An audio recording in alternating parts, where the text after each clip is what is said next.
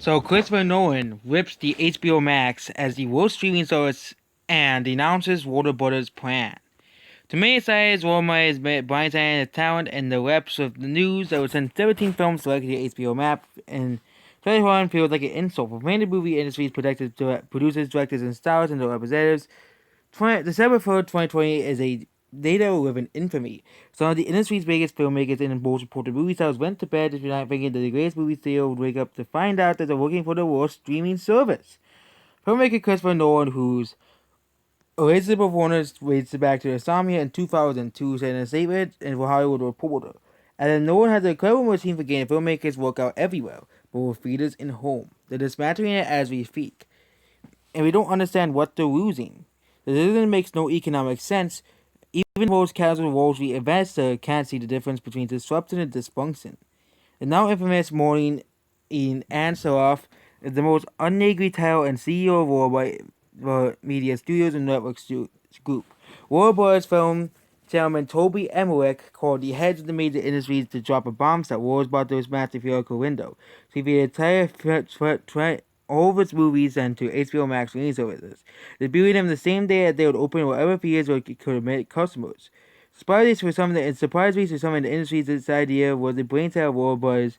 We had a relatively weak 2021 rate and saw an opportunity to avoid the humiliation of potentially bad grosses like a Mortal Kombat the movie, Tomb Raider 2, which they didn't need, which again, they're making that movie a sequel.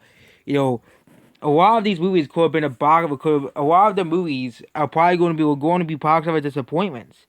So the opportunity to avoid the humiliation of bad grosses. In his response, Hollywood was an outrage and a massive gunning for battle. Waters was a grave mistake, says one talent agent. Never believed this to many people just upset with one entity. Like others, he had spent much of the day dealing with calls and stun of angry clients. And swooshing sound he hears the warriors dropping the brides as they prepare for battle.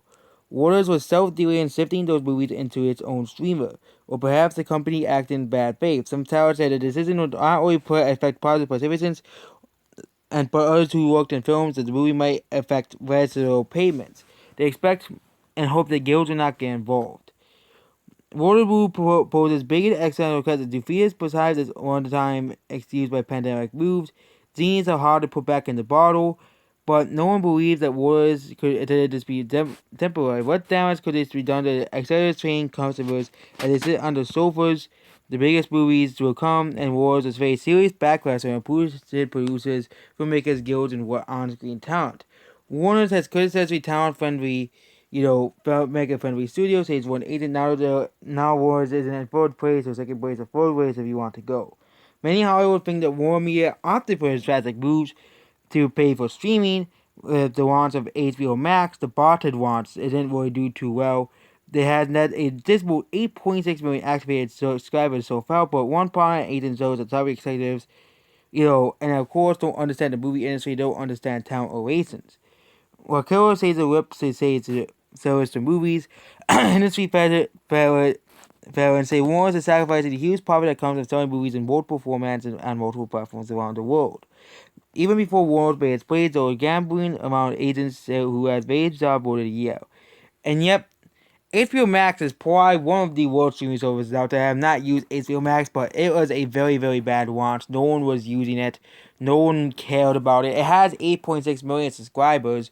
Most of those are from free trials or the AT&T trials as well. So, there we go. So that's really it. All these filmmakers are, botching here, here, all these box movies, here. So sources say Suicide Squad is not pleased with studio following it. And Madame Warmia is announcing private participants in 17 movies at Warner's numbers concerts as well. I think Legendary was forced to provide legal songs fired off as a previous lawyer after Netflix was something of that many money to sell Godzilla King of the Monsters, which released to May 2021.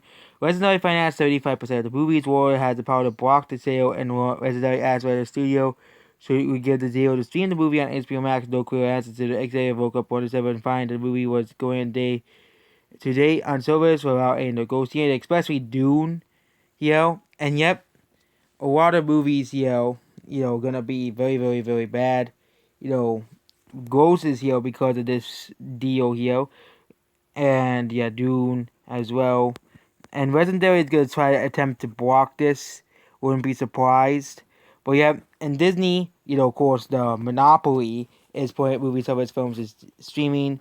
Hamilton, Heart of a Sparrow, Likely Coolio, and more. Again, Disney, they can't really have writing about twice having seven billion grossing movies a year. You know, they can't do that against Rice. But yep, it's Warner doesn't have any theme parks or big benefits that could have dropped on the HBO Max. Consider last year's mega hit Joker.